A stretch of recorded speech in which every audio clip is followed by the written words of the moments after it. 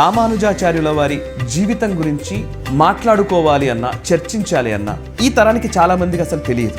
సమతావాదాన్ని ఈ ప్రపంచానికి పరిచయం చేశారు. ఎందుకు ఒక మనిషి సంఘర్షణకు లోనవుతున్నాడు? ఈ నేపథ్యంలో వచ్చినటువంటి వారే రామానుజులు. 699 శ్లోకాలు చర్చ, విశ్లేషణ. ఫలం ఏమిటయ్యా అంటే ఇది చివరి శ్లోకం.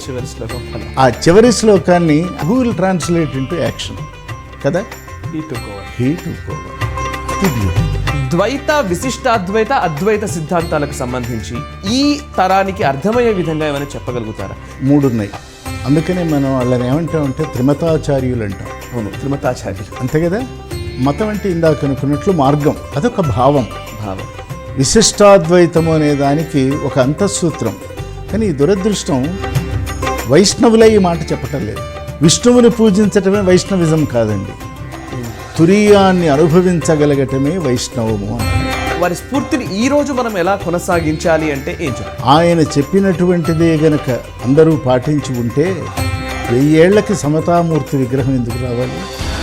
అది జరగలేదు, రామానుజులతో ఆగింది. శ్రీమద్ రామానుజాచార్యుల వారి సహస్రాబ్ది ఉత్సవాలు అంగరంగ వైభవంగా జరుగుతున్నాయి.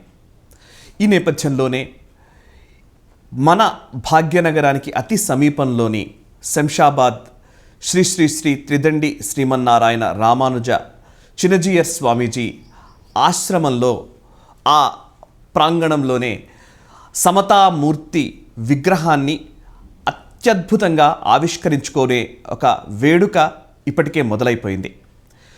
స్వయంగా భారతదేశ ప్రధాని నరేంద్ర మోదీ చేతుల మీదుగా ఆ సమతామూర్తి విగ్రహాన్ని ఆవిష్కరించుకోబోతున్నాం. అంతేకాదు భారత రాష్ట్రపతి కూడా ఈ వేడుకలకి హాజరు కాబోతున్నారు.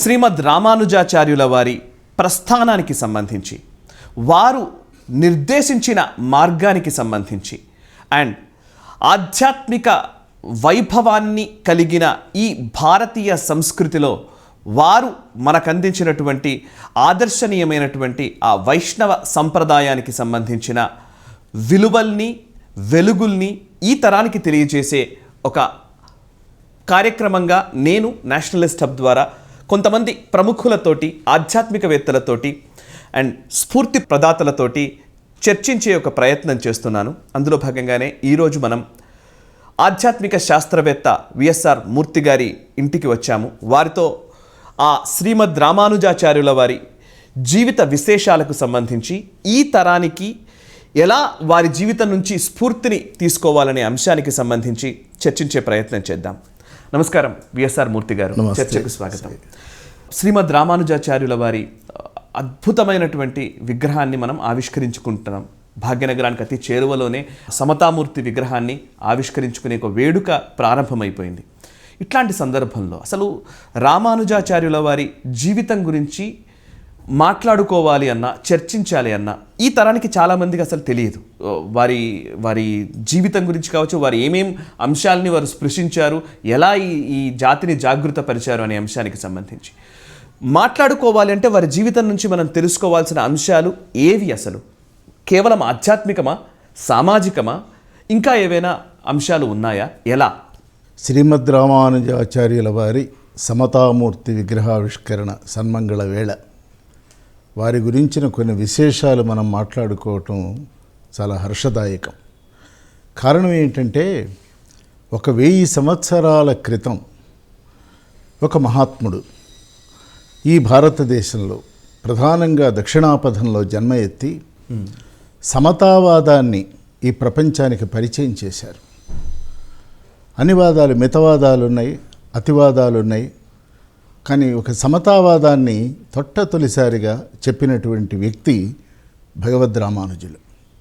వారిని మనం స్మరించుకుంటూ, ఇక్కడ వారిది సామాజిక కోణమా, లేక ఆధ్యాత్మిక కోణం అంటే సామాజికపరమైన ఆధ్యాత్మిక కోణం,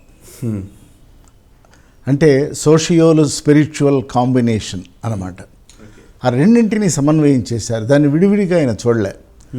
ఎందుకంటే ఆధ్యాత్మికత అనేటువంటిది ఒక భావానికి సంబంధించినటువంటి, మనస్సుకి సంబంధించినటువంటి ఒక అంశం, అంతే కదా.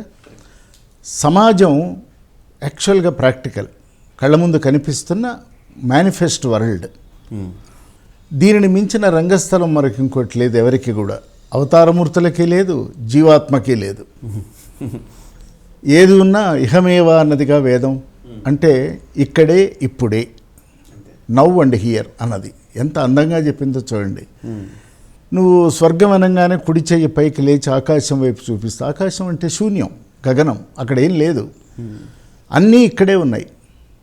కాబట్టి ఈ అక్కడే ఉన్నటువంటి అద్భుతమైనటువంటి ప్రపంచాన్ని సమన్వయం ఎలా చేయాలి? ఎందుకు ఒక మనిషి సంఘర్షణకు లోనవుతున్నాడు? ఈ నేపథ్యంలో వచ్చినటువంటి వారే రామానుజులు. ఓకే, ఇది ఆయన వచ్చినటువంటి ఒక నేపథ్యం. అయితే ఆ నేపథ్యంలో ఆయన చుట్టూ పరుచుకున్నటువంటి భావజాలాలు చాలా ఏమంటామంటే అత్యంత ప్రాథమికమైనవి, కాస్త రాతియుగపు ఛాయలు ఉన్నటువంటి శాఖలు, సంప్రదాయాలు ఉన్నాయి. మతం ఎక్కడి నుంచి పుట్టింది? మనిషి మతిలో నుంచి పుట్టిందే మతం. ఆ మతం 10 మంది నడిస్తే అది రాచబాట అయిపోయి మతం ఒక రూపాన్ని దిద్దుకుంటుంది. అంటే ఒక వ్యక్తి యొక్క ఆలోచనలో నుంచి పుట్టేది మతం. విస్తృత సమూహంలో నుంచి కాలాద్య అవిచ్ఛిన్నమైనటువంటి ఒక భావజాలం ఘనీభవించినట్లయితే అది ధర్మం. అద్భుతంగా చెప్పారు. కాబట్టి ధర్మానికి మతానికి ఎప్పుడు ఘర్షణే. అంటే వ్యక్తి సమష్టితో పోట్లాడుతున్నాడు, సమష్టి వ్యక్తిని అంగీకరించటల్లా. అంతే. ఇది నిజమైనటువంటి యుద్ధం. ఈ యుద్ధం జరుగుతున్నప్పుడు వీరశైవం ఉంది, వీర వైష్ణవం ఉంది. చరిత్ర మనం చదువుకున్నట్లయితే శైవులు వైష్ణవులు కత్తులు దూసుకున్నారు ఒకనొక సందర్భంలో. కత్తులు దూసుకోవటమే కాదు, జంఝాలు తెంపుకున్నారు. అంటే వాళ్ళ యోగపట్ట, జంఝం అంటే ఏంటి? యోగపట్ట, దాన్ని కూడా తెంపుకున్నారు. ఆవేశం వల్ల, ఆలోచన రాహిత్యం వల్ల, అనుభవ రాహిత్యం వల్ల, కరడుగట్టినటువంటి మోనోయిజం వల్ల. వాళ్ళు మాకు శివుడే ఇష్టం అని ఒకరు, విష్ణువు తప్ప ఇంకోడు లేడని రెండోవాడు. ఇది కేవలం రామానుజుల వారి సమయంలో కాదు, ఇది ప్రారంభమై పురుడు పోసుకున్నది త్రేతాయుగంలో. లంకానగరంలో రావణ బ్రహ్మ ఏమన్నాడండి? శివుడు తప్ప ఇంకొకటి దేవుడు లేడన్నాడు. హరనామమే తప్ప హరినామం వినపడటానికి వీలు లేదన్నాడు. కాబట్టి యజ్ఞాలు ఇవన్నీ కూడా నాశనం అయిపోయినాయి. అయితే శ్రీరామచంద్రుడు ఏ డిక్లరేషన్ ఇవ్వలే కృష్ణుడిలాగా. ఆయన సామాన్య మానవుడిగా ఉండదలుచుకున్నాడు. వచ్చి అధర్మాన్ని అణచివేశాడు, క్షాత్రధర్మంతో ధర్మ సంస్థాపన చేశాడు. ఎట్లా? By demonstrating through his own life. Correct. రమణిని, రాజ్యాన్ని, అనుకూలాలని, సుఖాలని, యవ్వనాన్ని అన్నీ పోగొట్టుకొని ఒక ఏకాత్మగా అరణ్య సంచారం చేస్తూ అరణ్యంలో ఉన్న తాపసులను రక్షించాడు, ధనుజులను శిక్షించాడు. దాంతో ధర్మం నిలబడింది. ఏ ధర్మం నిలబడింది? సనాతన ధర్మం నిలబడింది. ఎప్పుడైతే సనాతన ధర్మం నిలబడిందో రామావతారం పూర్తయింది. కృష్ణావతారం వచ్చేప్పటికీ పూర్తిగా మారిపోయింది. ఒక రావణ బ్రహ్మకి బయట ప్రపంచానికి ఉన్న ఈ మత సంఘర్షణ నుంచి యుద్ధం ఇంట్లోకే వచ్చేసింది. కౌరవులు, పాండవులు, అన్నదమ్ములు దాయాదులు కొట్టుకోవటం మొదలుపెట్టారు. మరి వీళ్ళని ఏం చేయాలి అన్నప్పుడు తాను కూడా వారి మధ్యలో ఒక బాంధవ్యాన్ని పెంచుకొని శ్రీకృష్ణ పరమాత్మ వాళ్ళతో ఉండి యుద్ధం దాకా జాతిని నడిపించి, జాతి అంటే 2 వర్గాలని నడిపించి భగవద్గీత చెప్తూ అక్కడ ఒక ప్రమాణం చేశాడు. ప్రమాణం కాదది, రెవల్యూషన్. ఏమిటా రెవల్యూషను? యదా యదా హి ధర్మస్య గ్లానిర్భవతి భారత అభ్యుత్థానమధర్మస్య తదాత్మానం సృజామ్యహం. మీరెవరూ నన్ను చేయలేరు, నన్ను నేను సృష్టించుకుంటా. ఇప్పటికి కూడా వాడిని నేను నాయకుడిని చేశామంటాం, మనం చెయ్యం. They are all emergent individuals. సమాజం ఒక వ్యక్తి యందు ఆ శక్తిని ప్రవేశపెడుతుంది. ఆ వ్యక్తి ఒట్టి దుర్బలుడు, మనలాంటి వాడే, ఒట్టి కట్టే. ఆ శక్తి అతని యందు ప్రవేశించి ఆయా దేశ కాల పరిస్థితులను సమన్వయం చేస్తుంది. గ్లాని అంటే మామూలుగా ఈ ప్రవచనకారులంతా కూడా ధర్మము నశించినప్పుడు అంటారు. గ్లాని అంటే నశించటం కాదు, ఇంబ్యాలెన్స్. ఒకవైపు పెరిగి ఒకవైపు తగ్గింది. రెండూ ఉన్నాయి అక్కడే. ఒకటి ఎక్కువైంది, ఒకటి తగ్గిపోయింది. కాబట్టి ఈ పెరిగిన దాన్ని కనుక తరిగితే రెండు ఒక సమస్థాయికి వస్తాయి. ఇది ఒకటి. రెండవది, సమాజం ఎప్పుడు కూడా హెటెరోజినస్, హోమోజినస్ కాదు. సమసమాజ స్థాపనే మా లక్ష్యం అంటాం. అసలు అసమగ్రత, అసహజత సమాజం యొక్క మౌలిక ప్రాథమిక లక్షణం అది. ఈ రెండు ఉంటేనే, అంటే కలిగినవాడు ఉంటేనే నలిగినవాడు కాపాడబడతాడు. అందరూ కలిగిన వాళ్ళు ఉంటే వాళ్ళ రెలవెన్స్ లేదు కదా. అందరూ నలిగిన వాళ్ళైతే జాతి పురోగమించదు. కాబట్టి ఇద్దరూ ఉండాలి.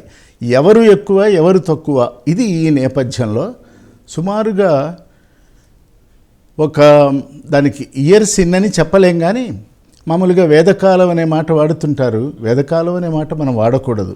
వేదం కాలాతీతం. దానికి ఈరా, వేదిక్కి ఈరా అంటూ ఏం లేదు. దాన్ని తీసేస్తాం.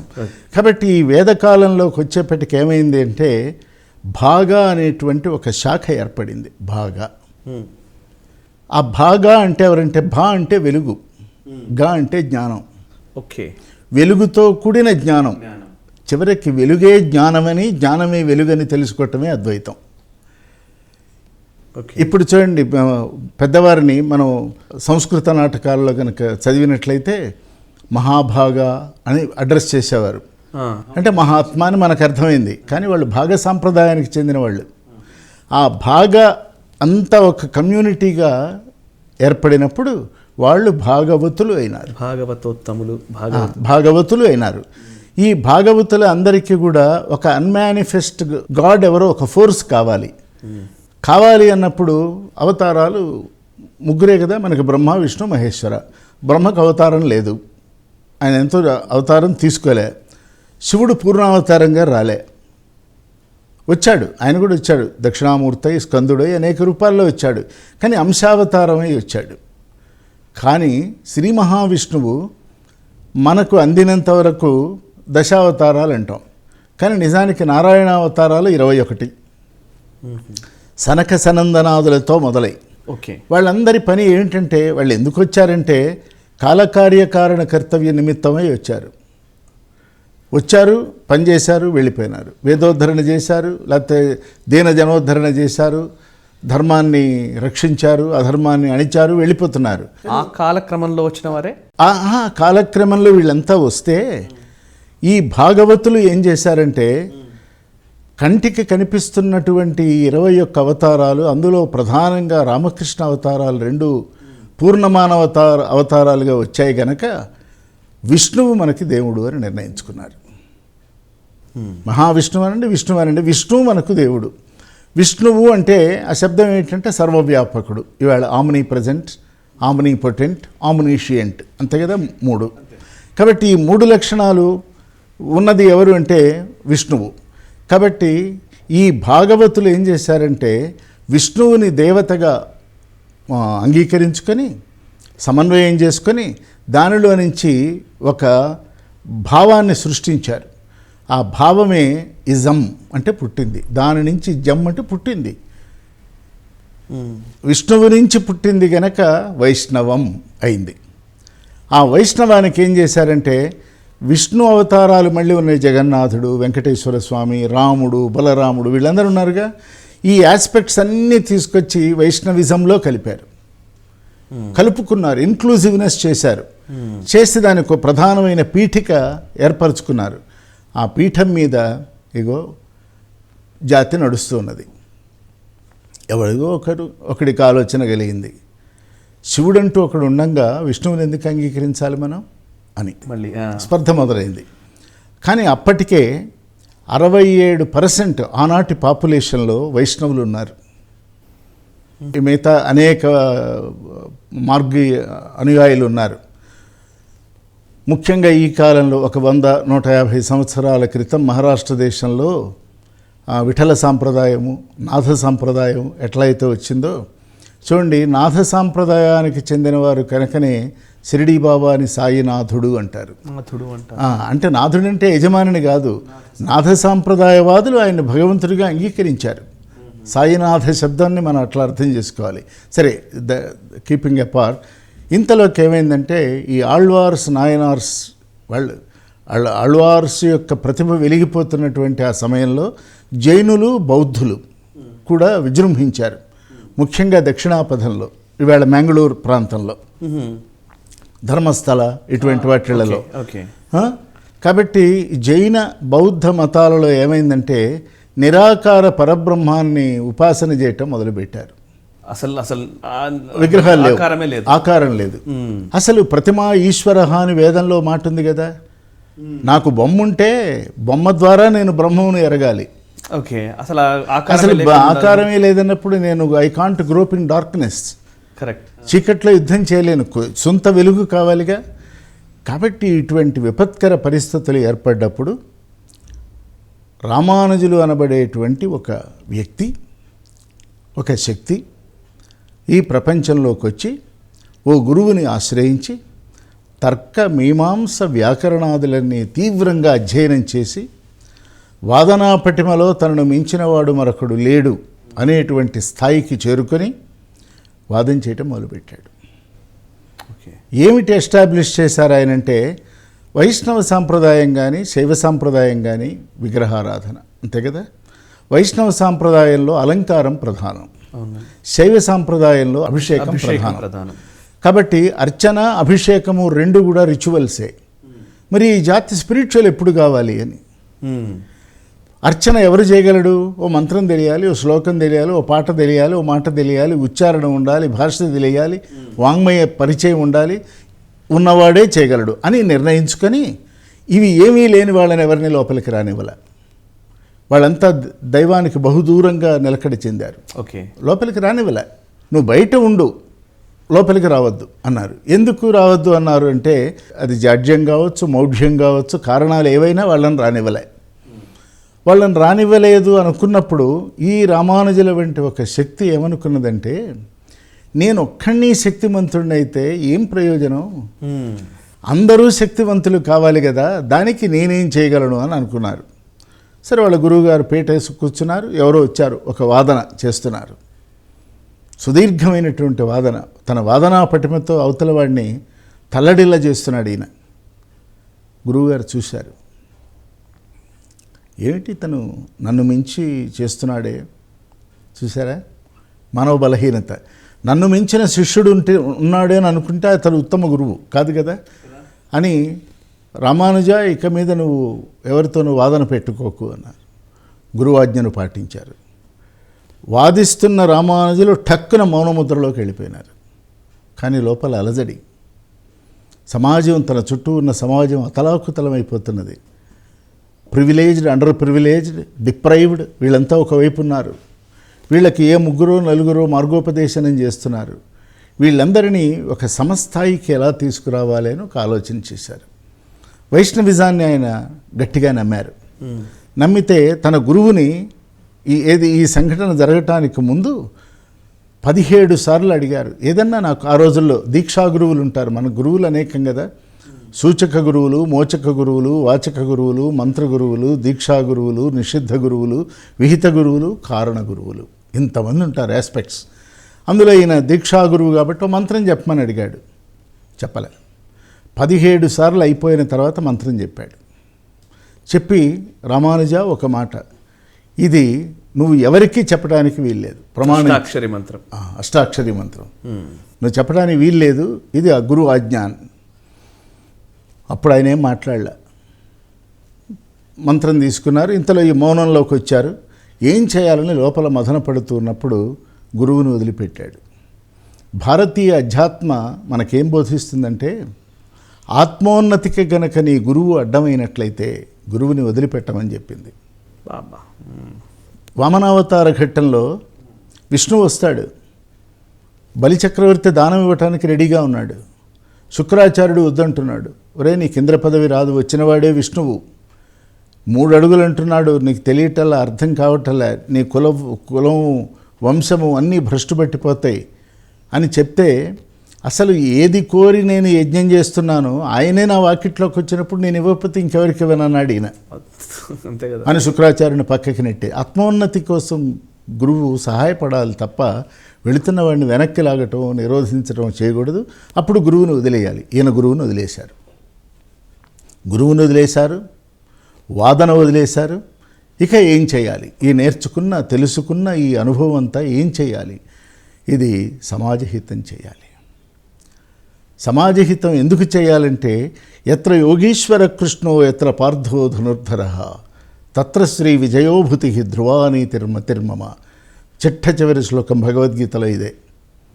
ఒక సర్వసమర్థుడైనటువంటి ఒక బోధకుడు, ఆచార్యుడు, యోగీశ్వరుడైనటువంటి ఆచార్యుడు, సర్వసన్నద్ధుడు, సిద్ధుడు, శుద్ధుడు అయినటువంటి అర్జునుడి వంటి ఒక సాధకుడు, బోధకుడు, సాధకుడు కలిస్తే దానిలో నుంచి వచ్చినటువంటి ఈ అమృతం ప్రపంచానికి, సమాజానికి ఇవ్వాలి. దానివల్ల దృఢమైన నీతి ఏర్పడుతుంది, ధర్మం నిలబడుతుంది అన్నాడు. 699 శ్లోకాలు చర్చ, విశ్లేషణ. ఫలం ఏమిటయ్యా అంటే ఇది చివరి శ్లోకం. ఫలం. ఆ చివరి శ్లోకాన్ని ద్వాపరయుగం అయిపోయింది కాబట్టి దీన్ని ఎవరు who will translate into action కదా. He took over. అది బ్యూటీ.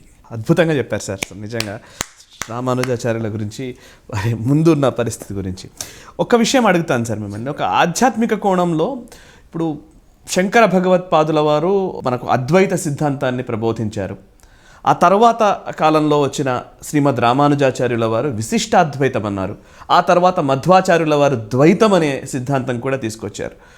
ఈ అద్వైత, విశిష్టాద్వైత, ద్వైత సిద్ధాంతాలకు సంబంధించిన చర్చలు అనేక సందర్భాల్లో జరుగుతూనే ఉన్నాయి. అవి ఒకవేళ మీరు ఇందాక వైష్ణవ సంప్రదాయం అన్నారు కదా, సంప్రదాయబద్ధంగా వచ్చిన కొన్ని నియమాలు, నిబంధనలు, వాటన్నింటినీ పాటిస్తూనే వీళ్ళందరూ కోరుకున్నది ఒకటే, సమత అనేదే కోరుకున్నారు. నిజంగా చెప్పి ఆదిశంకరాచార్యులు కూడా సమాజాన్ని కొంత, అసలు ఆయన ప్రప్రథమ సమతామూర్తి.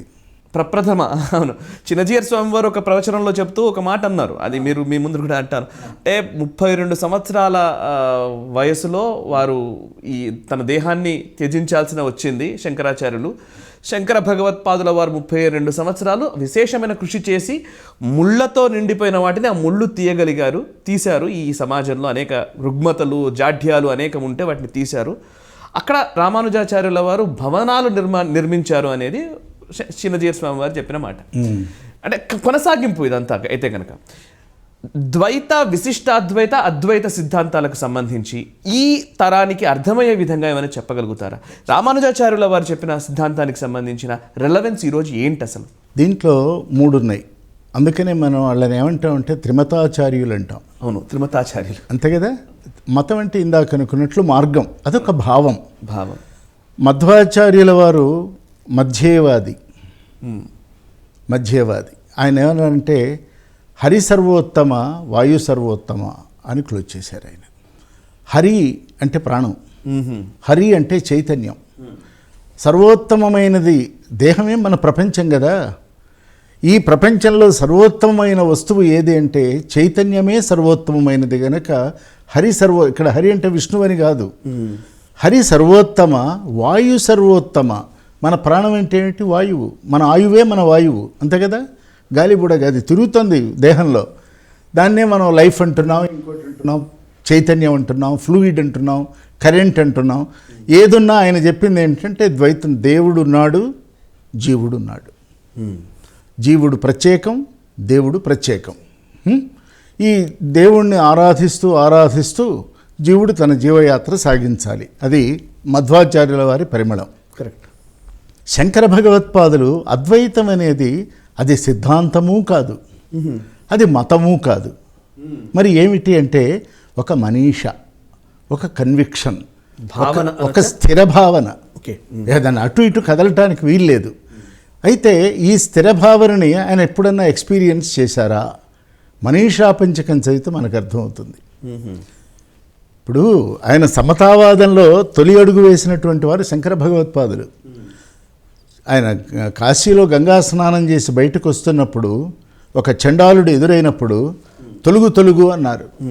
ఆ వచ్చిన చండాల రూపంలో ఉన్నటువంటి ఆయన ఏమన్నారంటే, నీది నాది మానవదేహమే, నీలో ఏముందో నాలో, నాలో ఏముందో నీలో ఉన్నప్పుడు దేనిని నువ్వు తొలగమంటున్నావు అని అన్నప్పుడు ఆయన జ్ఞానాదిత్యుడు కాబట్టి ఎవరు భగవత్పాదులు ఈ వచ్చింది చండాల రూపంలో వచ్చినటువంటి సాక్షాత్ జ్ఞానస్వరూపుడైన పరశివుడు అని నమస్కరించారు. అప్పుడు మనీషా పంచకం చదివారు 5 శ్లోకాలు అవి. ఏది చండాలోస్తు ద్విజోస్తు అని, వాడు చండాలుడైనా సర్వోత్తముడైన బ్రాహ్మణుడైనా ఎవరైతే ధర్మాన్ని పాటిస్తూ ఉంటారో అతడిని నేను గురువుగా భావించి నమస్కరిస్తున్నాను. మనీషా మమ, it is my great conviction అని వరళ్ళకి చెప్పేశారు. అంటే జాతి మత వర్గాలకి అతీతమైనటువంటి భావనా భూమికని ప్రపంచానికి తొలిసారి పరిచయం చేసినటువంటి వారు భగవత్పాదులు. ఆయన వచ్చిన పని వేరు. ఆయన వచ్చిన పని సమాజ ఉద్ధరణ అయిన పని కాదు. సమాజంలో నిరీశ్వరవాదం, బౌద్ధం వలన నిరీశ్వరవాదం ఏర్పడినప్పుడు, దేవాలయాలు మూతబడిపోయినప్పుడు, వైదిక క్రతువులన్నీ వెనకబడిపోయినప్పుడు, మానవుడు అధర్మవర్తనుడైనప్పుడు దీనిని మళ్ళీ ఒక్కసారిగా వెనక్కి ఎలా తిప్పాలి, దానికి ఆయనకున్న సమయం సరిపోయింది. ఓకే, నుతులు, గీతాలు, స్తుతులు రాయవలసిన అది సరస్వతీ స్వరూపం, ఆ ప్రవాహం అది. కాబట్టి అన్నీ ఈవేళ మనం ఏ శ్లోకం పాడినా, ఏ భావన చెప్పినా అది దానిలో నుంచి వచ్చిందే తప్ప మనం చెప్పగలిగింది, ప్రత్యేకించి చెప్పగలిగినవి ఏం లేదు. మనం కేవలం వ్యాఖ్యాతలం మాత్రమే. కానీ మూలం ఎవరంటే భగవత్పాదులు. ఆయన దానికి ఏం చెప్పారంటే, అద్వైతం అంటే మామూలు అర్థం ఫండమెంటల్గా 2 లేవండి అంటారు. భగవత్పాదుల భావనది కాదు.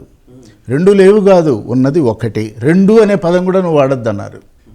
దేహో దేవాలయ ప్రోక్తో దేవజీవ సనాతన. ఈ దేహం దేవాలయం అయితే జీవుడు దేవుడు సనాతనులై ఉన్నారన్నాడు ఆయన. ఓకే, దేవుడు అనేది మనం సృష్టించుకున్న ఒక ఆకారం, ఒక భావన, మూర్తిమత్వాన్ని ఇచ్చాం. కానీ జీవుడు ఉన్నాడు, వర్చువల్గా ఇక్కడ ఉన్నాడు. ఇప్పుడు నేనున్నాను, మీరున్నారు, వీరున్నారు, అందరు ఉన్నాం. కానీ వీళ్ళ అందరి యందున్నటువంటి చైతన్యం ఒకటేగా. ఆ చైతన్యానికి అధ్యాత్మలో ఆత్మ అని పేరు పెట్టుకున్నాంగా. కానివ్వండి, ఈ ఆత్మల అన్నింటినీ సమన్వయం చేయగలిగిన వాడు ఎవడైనా ఉన్నాడా అంటే ఉన్నాడు. ఆ ఉన్నాడు లేదా ఉన్నది ఏదన్నా చెప్పినా అది రమణ మహర్షి దాన్నే కర్త అని చెప్పొదిలేశారు. దేవుడు దేవత అనలేదు ఆయన త్రూఅవుట్ హిజ్ లైఫ్. ఈ సాంప్రదాయం వచ్చినప్పుడు శంకర భగవత్పాదుల అద్వైతం ఏమిటంటే ఏకం సత్ విప్రా బహుధా వదంతి, అంతే. It is differently told by the wise, not unwise. Wise వాడు దానికి చెప్పాడంటే ఓ ప్రమాణం ఉండాలి, వాడికి ఓ శక్తి ఉండాలి. అంతేకాదు శాస్త్ర పరిచయం ఇట్ ఈజ్ ఓన్లీ విజ్ఞానం. ఇంటలెక్చువల్ ఇంటర్ప్రిటేషన్ ఈజ్ ఓన్లీ విజ్ఞాన బట్ నాట్ జ్ఞాన. జ్ఞానికి సమదృష్టి ఉంటుంది, అంతే కదా. పండితాహ సమదృష్టి ఉన్నటువంటి వాడు పండితుడు. పండినవాడు జ్ఞానంతో పండినవాడు పండితుడు, అంతేగాని బీలిట్టు డీలిట్టు కాదు. అదే కాబట్టి ఇవన్నీ ఏర్పడినటువంటి సందర్భంలో మరి అద్వైతాన్ని వాల్యూ ఎడిషన్ ఇచ్చారా, ఎక్స్పాండ్ చేశారా, అది చాలలేదా? ఎందుకని విశిష్టాద్వైతం అనేది ప్రచారంలోకి వచ్చింది? వైష్ణవిజంలో నుంచి పుట్టింది. చూడండి, శంకర భగవత్పాదులది వైష్ణవిజం ఒకటే కాదు, అది స్మార్తం. శివాలయాలకు వెళ్ళారు, శ్రీచక్ర పూజ చేశారు, శక్తిపీఠాలు పెట్టారు, అన్నీ చేశారు. ఈ వైష్ణవ సాంప్రదాయంలోకి వచ్చేప్పటికీ విష్ణువు ఆలంబనగా మొత్తం భావజాలం పుట్టుకొచ్చింది. ఇక్కడ విశిష్ట అద్వైతం, ఇది కూడా అద్వైతమే, విశిష్ట ద్వైతం కాదు, విశిష్ట అద్వైతం. సుప్రీం నాన్ డ్యూయలిజం, అంతే కదా. ఈ సుప్రీం నాన్ డ్యూయలిజంలో ఏంటంటే జీవుడు దేవుడు ఒకటేనని శంకర భగవత్పాదులు ప్రతిపాదన చేస్తే దానికి అనుగుణంగా మళ్ళీ దేవాలయాలు ప్రారంభమైతే పునః రామానుజుల వారు వచ్చిన సమయంలో అనేక వర్గాలు చదువుకు దూరమైనవి. అసలు లౌకిక విద్య శూన్యం. ఒక రాతియుగం నాటి మనుషుల వలె ఒక ప్రవర్తన. అదే సమాజంలో ఒక 5% శక్తి ఉన్నటువంటి వాడు బలాఢ్యుడైనాడు. అది విద్యాహంకారం కావచ్చు, దానాహంకారం కావచ్చు, రణాహంకారం కావచ్చు. అంటే వాడికి ఏ ఫ్యాకల్టీ స్ట్రాంగ్గా ఉంటే వాడు మిగతా సమాజం మీద కర్రపెత్తనం చేయటం మొదలుపెట్టాడు. ఓకే, అచ్చ తెలుగులో ఆ కర్ర విరగ్గొట్టాలంటే ఏం చేయాలంటే ఈ 5గురిని వాళ్ళు అలా ఉన్నారు, వాళ్ళని పక్కన పెడదాం, ఈ మిగతా 95కి మనం ఏం చేయాలి అని ఒక ఆలోచన పుట్టినప్పుడు తన భావంలో నుంచి అనేకమైనటువంటి విషయాలన్నీ కూడా వారు గ్రహించి ఈ విశిష్టాద్వైతము అనే దానికి ఒక అంతఃసూత్రం. కానీ ఈ దురదృష్టం వైష్ణవులే ఈ మాట చెప్పటం లేదు. I'm very sorry to use this. ఏమిటంటే ఆయన ఏమన్నారంటే అసలు వైష్ణవిజం అంటే ఏమిటి అది కూడా మనం తెలుసుకోవాలి. వేళ విష్ణువుని పూజించటమే వైష్ణవిజం కాదండి. విష్ణుపరమైన భావాలు ఆ డైటీస్ మాత్రమే కాదు. ఇందాక అనుకున్నాం లోకల్ నాన్ లోకల్ డైటీస్ అన్నింటినీ కూడా కలుపుకున్నందువలన వైష్ణవిజం అనేది వచ్చింది. వైష్ణవిజం అంటే ఏంటంటే ఇది చాలా జాగ్రత్తగా నోట్ చేసుకొని ఆలోచించవలసిన పాయింట్. జాగ్రత్త అవస్థలోనే తురీయాన్ని అనుభవించగలగటమే వైష్ణవము అన్నాడు ఆయన. తురీయాన్ని అంటే చెప్తున్నా. జాగ్రత్త అవస్థలో మనం ఏం చేస్తాం, ఇప్పుడు మనం ఉన్నాం, నాకు విష్ణుమూర్తి అంటే ఇష్టం, లేదు నాకు శివుడు అంటే ఇష్టం, లేకపోతే నాకు ఒక నల్లపోచమ్మ ఇష్టం, ఇంకెవరో ఇష్టం, గ్రామదేవతలు ఇష్టం. ఆ ఇష్టం ఏమైపోయిందంటే నన్ను అక్కడ ఒక బంధనకు గురి చేసేసింది. నామరూప భావాలతో నేను అక్కడ ఆగిపోయినా, ఇంకోటి అంగీకరించేటువంటి స్థితిలో నేను లేను. అంటే నా మైండ్ ఏమైందంటే ఫాజిలైజ్ అయిపోయింది. అది ఇక మళ్ళీ వెనక్కి రాదు, కండిషన్ అయిపోయింది. కండిషన్డ్ మైండ్ని అన్కండిషన్ చేయాలి, విస్తృతం చేయాలి. ఈ విస్తృతం చేయడానికి ఈ జాగ్రత్త అవస్థ అంటే ఇప్పుడు మనం ఈ మాట్లాడుకుంటున్న ఈ అవస్థ అంతా జాగ్రత్త అవస్థ కదా. దీనిలో మనం తురీయంలో లేము. తురీయంలో ఎక్కడున్నాం మాట్లాడుకోవాలి కనుక విషయాలన్నీ కూడా స్పష్టంగా క్లారిటీతో అధికార ముద్రతో మాట్లాడుకోవాలి, మీరు అడగాలి. ఇది జాగ్రత్త అవస్థ. ఈ జాగ్రత్త అవస్థలో ఉంటూనే తురీయము అంటే అల్టిమేట్. ఇక దాన్ని మించి ఇంకా జాగ్రత్త అవస్థ అంటే ఏంటి, ఇదిగో మేలుకున్నది, తర్వాత స్వప్నావస్థ, మూడోది సుషుప్తి. ఈ మూడు మనం అనుభవిస్తాం. ఇప్పుడు మేలుకొని ఉన్నాం జాగ్రత్త అవస్థ, పోయి నిద్రపోయాం స్వప్నావస్థ లేదా నిద్రావస్థ. నిద్రలో నుంచి మళ్ళీ జాగృతం అయ్యేటువంటి ఆ టైంలో తెల్లవారేటువంటి వేళ సుషుప్తిలో ఉన్నాం. ఈ మూడు అవస్థలను దాటి, ఈ మూడు అవస్థలలో అవస్థలన్నీ ఉన్నాయి, సమస్యలన్నీ ఉన్నాయి. వీటన్నింటికి అతీతమైనటువంటి ఒక భావనాస్థితి ఏదైతే ఉన్నదో దానికి తురీయము అంటాం. సన్యాసులందరూ తురీయాశ్రమానికి చెందినవారిగా ఈ జాతి గౌరవిస్తుంది. కాషాయం కట్టినవాడు, దండం ధరించినవాడు, నలుగురికి బోధ చేసేవాడు, అతీతమై తన యందు తనతో తాను రమించటమే, తనతో తాను కూడి ఉండటమే, అది ధ్యానాన్ని యోగాన్ని దాటినటువంటి తురీయమైనటువంటి ఒక అవస్థ. అది కూడా ఒక అవస్థ. అక్కడ ఏముంటుందంటే inactivity is a perfect action there. Inactivity ఏముండదు. మనం చేసే ఈ మాట్లాడుకోవటాలు, పుస్తకాలు రాయటాలు, ప్రవచనం ఏముండదు. కానీ పర్ఫెక్ట్ యాక్షన్ ఏమిటంటే ది అలైన్మెంట్ విత్ ది పరమాత్మ. ఈ జీవాత్మ ఆ పరమాత్మతో అనుసంధానం అయ్యేటువంటి వేళలు ఆ స్థితి. కాబట్టి అటువంటి స్థితిని వెనక ఎవడైనా జాగ్రత్త అవస్థలో అనుభవించగలిగితే అతడు మాత్రమే వైష్ణవుడు అని ఒక నిర్ణయం అయిపోయింది. ఈవేళ ఏమైందండి, ఎక్కడున్నాం మనం అసలు? అయితే రామానుజుల వారు ఈ పాయింట్ చెప్పకుండా మీరందరూ సన్యసించండి అనలేరు, మీరందరూ తురీయంలో ఉండండి అనలేరు. ఏ పని చేసినా తురీయావస్థలో చేద్దామన్నారు ఆయన. అంటే సెల్ఫ్లెస్నెస్. నాకు ఇది కావాలి అని కానీ, ఇది నాది అని కానీ, నాకు మాత్రమే ఇది చెందాలని కాకుండా సర్వజనులకు బహుజనులకు ఇది చెందాలి. ఆ బహుజనులలో ఆ రోజులలో వెనుకబడినటువంటి వర్గాలు, అణగారిన వర్గాలు, వాళ్ళందరూ ఉన్నప్పుడు ఆయన ఒక నిర్ణయం తీసుకున్నాడు. వీళ్ళందరికీ స్తోత్రాలు, మంత్రాలు, మంత్రదీక్షలు, జపమాలలు ఇస్తే వాళ్ళు ఏం చేసుకుంటారు పాపం, వాళ్ళకేం తెలియదు కదా. నా గురువు నాకు మంత్రం ఇచ్చాడు, ఈ మంత్రాన్ని నేను ప్రపంచానికి ఇచ్చేస్తా అన్నాడు. అయితే ఆయన ఒక రూల్ పాటించారు. గురువు దగ్గరికి వెళ్ళి నేను ఈ మంత్రాన్ని ప్రపంచానికి ఇచ్చేస్తున్నా అన్నారు. నువ్వు ఇవ్వటానికి వీల్లేదన్నాడు ఆయన. నేను ఇస్తానన్నాడు. నీకు ఇచ్చినాడే చెప్పా కదా అన్నాడు. అప్పుడు చెప్పారు, అప్పుడు నేను తీసుకున్నా, ఇప్పుడు నాకు అది ప్రపంచానికి ఇవ్వాలని అనిపిస్తున్నది అంటే నరకానికి పోతావు జాగ్రత్త అని హెచ్చరించాడు గురువు. నేను ఈ మంత్రాన్ని ప్రపంచానికి ఇస్తే కొన్ని కోట్ల మంది గనక స్వర్గద్వారం తెరుచుకొని వెళుతూ ఉంటే అది నాకు కలిగించే ఆనందం పరమానందం.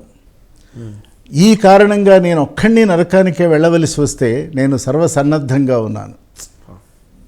I will enter the presence of hell, it is my resolve అన్నాడు. అని నమో నారాయణాయ మంత్రం, అష్టాక్షరీ మంత్రం ప్రపంచానికి ఎలుగెత్తి చెప్పాడు.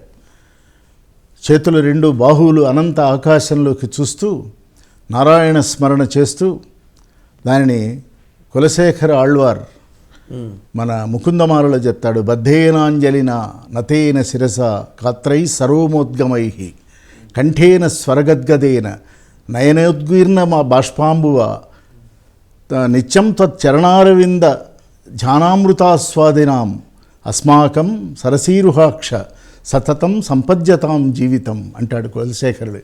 అంటే ఎలా భగవంతుణ్ణి సేవించాలి, ప్రార్థించాలి అంటే బద్ధేనాంజలిన, ముందు చేతులు జోడించు, నతేన శిరస శిరస్సు వంచు, తర్వాత గాత్రై సర్వమోద్గమై సర్వాంగీణమైనటువంటి దేహం పులకలు తేలేట్టుగా భావన చేయి.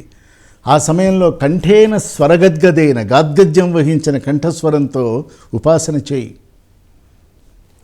నిత్యం తచ్చరణారవింద ధ్యానామృతాస్వాదినాం, నీ పాదపద్మాల మీద నా మనస్సును నిలబెట్టుకొని దాని వలన కలిగినటువంటి ఆనందాన్ని అమృతంగా నన్ను తాగని, నాకు ఇటువంటి సంపదని ఇవ్వమన్నాడు. షడైశ్వర్యాలలో క్యాష్ లేదు, క్యాష్ మనం పుట్టించుకుని లేదుగా. షడైశ్వర్యాలలో అల్టిమేట్ ఏదంటే విభూతి. ఆ విభూతితో కూడిన విభూతి ఒక మహా ఐశ్వర్యం, ఇర్రివర్సిబుల్ ప్రాసెస్. అది జన్మరాహిత్యానికి సంకేతంగా దానిని అనుగ్రహించమని అడిగాడు. అడిగి నారాయణ మంత్రాన్ని ఇచ్చాడు. ఇచ్చేప్పటికీ ఇంత తేలికగా భగవంతుడికి దగ్గరగా వచ్చిన అయ్యో మనని రానివ్వలేదే, పూజలో కూర్చొనివ్వలేదే, ఏదో వాళ్ళ ప్రసాదం విసిరితే పట్టుకొని పోయినామే, వాడు విసిరాడు, మనం కళ్ళకద్దుకొని తీసుకెళ్ళాం. దీని నుంచి బయట అప్పుడు ఆయన సంఘాన్ని పానోరామిక్గా చూశారు. ఒక విహంగ వీక్షణంతో సమాజ దర్శనం చేశారు. దానిలో సమతకి ఈవేళ ఈక్విటీ అనేటువంటి పదం వింటున్నాం. ఈవేళ సమతామూర్తి అంటే ఆ సమత మూర్తి భవించి ఒక బొమ్మ అయితే అది రామానుజులు గనకైతే అది సమతామూర్తి అయింది. సమత అంటే నా దృష్టిలో కేవలం ఈక్విటీయే కాదు. ఈక్విటీ అంటే ఈక్వాలిటీ అంటున్నారా? కాదు. ఈక్విటీ అంటే ఏంటి? వి యూజ్ ఇన్ కామర్స్ కదా, ఈక్విటీ షేర్స్ కదా, షేర్ అండ్ కేర్ అనుకుందాం పోని. అది కాదు. Equanimity, equipoise, equilibrium. ఈక్వాలిటీ లేదు. ఈక్వాలిటీ ఎలా ఉంటుంది? మీరు యునీక్, నేను యునీక్, అతను యునీక్, ఆయన unique, we are all unique by individuals. కానీ గౌరవించుకోవటంలో, ప్రేమించుకోవటంలో, పరస్పరం సహకరించుకోవటంలో సమాజాన్ని మనందరం కలిపి నడిపించాలి, అంతే కదా. కాబట్టి ఈక్వాలిటీ అందరూ సమసమాజ స్థాపన చేస్తూ ఉంటారండి. అది అసంబద్ధం. సమాజం ఎప్పుడు కూడా అవకతవకలతోనే ఉంటుంది, హెచ్చుతగ్గులతోనే ఉంటుంది, ద్వంద్వాలతోనే కూడి ఉంటుంది. కాబట్టి ఈ ప్రపంచంలో ఉన్నటువంటి అనేక అనాచారాలు, వైరుధ్యాలు, వైవిధ్యాలు, పరస్పర విరుద్ధ భావజాల సముద్రం ఈ ప్రపంచం. వీటి అన్నింట్లో ఉంటూ నువ్వు తెలుసుకోవని చెప్పడానికి వచ్చిన వారే భగవద్ రామానుజులు. దానికి ఆయన వాడిన వారు మాట సమత. సర్వమత సమ్మతమైనటువంటి మతమే సమత. అది మార్గంతో కూడి ఉంది, నిర్దుష్ట కూడి ఉన్న మత మార్గం. అది విశిష్టాద్వైతంగా ఉంటే దానిని ఆయన ఏం చేశారంటే లిబరలైజ్ చేశారు. రాతిని బద్దలు కొట్టారు, లోపల ఉన్న శక్తి అనే జలాన్ని ప్రపంచానికి ఇచ్చారు. అది బట్ నిజంగా వారు కన్నా ఆ కళ అంటారా, లేకపోతే వారు చూపించిన మార్గం అంటారా, అది సజావుగానే కొనసాగుతూ వచ్చిందా రానున్న కాలంలో? లేదు వారి స్ఫూర్తిని ఈరోజు మనం ఎలా కొనసాగించాలి అంటే ఏం చెప్తారు? ఈ ప్రశ్నకి జవాబు చాలా స్పష్టంగా చెప్పాలండి, వితౌట్ ఎనీ అంబిగ్విటీ. మీరు వేసిన ప్రశ్న ఇది ఎవరు నొచ్చుకోవాల్సిన పనేం లేదు, ఎవరినో తక్కువ చేసి చెప్పే మాట కాదు. ఆయన చెప్పినటువంటిదే గనక అందరూ పాటించి ఉంటే 1000 ఏళ్లకి సమతామూర్తి విగ్రహం ఎందుకు రావాలి? ఇప్పుడు అది జరగలేదు. రామానుజులతో ఆగింది అది. రామానుజుల తర్వాత కొనసాగింపు లేదు. మళ్ళీ ఈవేళ సమాజం అప్పటికంటే చాలా దారుణంగా ఈవేళ డివైడ్ అయిపోయింది. కులాలు, శాఖలు, గోత్రాలు, మతాలు ఒకటి కాదు, పీలికలు చీలికలు అయిపోయాయి. ఈ సమయంలో రామానుజుల యొక్క స్ఫూర్తి మనకు కావాలి. ఇంతకాలం కొనసాగిందా అన్నారు, కొనసాగలేదు అనేదే నా ఉద్దేశం. ఎందుకనంటే కొనసాగేటువంటి అర్చన కేవలం అర్చన కాదు కదండి, మూర్తి పూజ మాత్రమే కాదు కదండి. ఇప్పుడు మన శంషాబాద్లో 2-3 రోజుల్లో ప్రారంభం కాబోయేటువంటి ఈ సమతామూర్తి యొక్క విగ్రహావిష్కరణగా నేను భావించటంలే, అది మానవుడి యొక్క మనోనిగ్రహమూర్తిగా నేను భావిస్తున్నా. అద్భుతం. నిగ్రహం, మనము ఇంటాలరెన్స్ పెరిగిపోయింది. ప్రతివాడు ఇంకో మతం మీద ఒక ఆధిపత్యం కోసం పోరాడుతున్నటువంటి ఒక సమయం ఇది. దాన్ని సామాజిక స్పృహలోకి తీసుకొని వస్తున్నారు. సమాజము వ్యక్తిని భిన్న భిన్నంగా చూస్తున్నారు. నీ శరీరంలో ఉన్న అంగాంగములు అన్నీ ఎంత కోహరెంట్గా పనిచేస్తున్నాయో, చేస్తున్నాయి కనుకనే నువ్వు బతకి బట్టగట్టావు, అట్లాగే ఈ సమాజంలో అందరూ ఉండాలి అనే భావన నుంచి మనం వైదొలిగాం. మనం మతాల వారిగా విడిపోయినాం. సర్వాంగీణమైన దేహమే మనకు ఉపాధిగా ఉన్నటువంటి ఇదే మనకు ఉదాహరణ కాలేకపోయింది. కాబట్టి 1000 సంవత్సరాల క్రితం ఉన్నటువంటి ఒక సమాజం, అప్పుడు 2 మతాలు, వైష్ణవం, శైవం. డబ్బున్నవాడు, డబ్బు లేనివాడు, చదువుకున్నవాడు, చదువుకోనివాడు. ఈవేళ అంటే ఫ్రాగ్మెంటెడ్ సొసైటీ. ఈవేళ ఈ ఫ్రాగ్మెంటెడ్ సొసైటీకి మళ్ళీ స్ఫూర్తి ఎక్కడి నుంచి రావాలి అంటే, నిజానికి భగవద్ రామానుజుల యొక్క స్ఫూర్తి ఈ సమాజాన్ని మళ్ళీ కలుపుతుందని నేను భావన చేస్తున్నాను.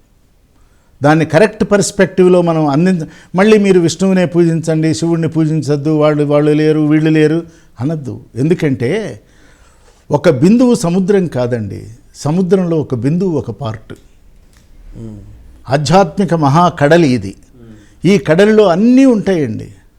నీళ్లు ఉంటాయి, దానిలో నుంచి కెరటాలు పుడతాయి, కెరటాలలో నుంచి అలలు, కెరటాలు, తుంపరలు, తుప్పరలు అన్నీ పుడతాయి. కానీ వాటి మూలం ఏమిటంటే సముద్రమే. కరెక్ట్. ఆ మూలంలో నుంచి పుట్టి విస్తృతమై మేనిఫెస్ట్ అయి ఈ ప్రపంచాన్ని తడిపి పారుతూ ఒక జాతిని, జీవన స్రవంతిని పరమాద్భుతంగా నడిపిస్తాయి.